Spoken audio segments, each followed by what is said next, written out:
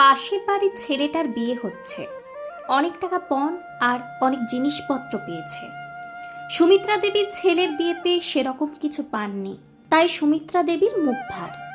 সুমিত্রা দেবী কথায় কথায় বৌমাকে খোঁটা দেয়।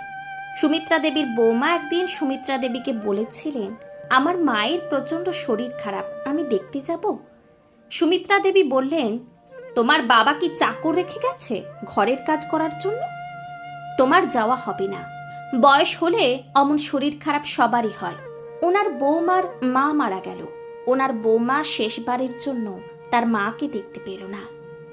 কিছুদিন পর সুমিত্রা দেবীরও প্রচণ্ড শরীর খারাপ করলো। সুমিত্রা দেবী ছেলেকে ফোন করলেন চাকরি থেকে ছুটি নিয়ে আসার জন্য, কিন্তু ছেলে আসতে পারবে না বলে ফোনটা কেটে দিল। ওনার বৌমার মনে হলো ও সুমিত্রা দেবীর দেখাশোনা করবে না, কিন্তু নিজের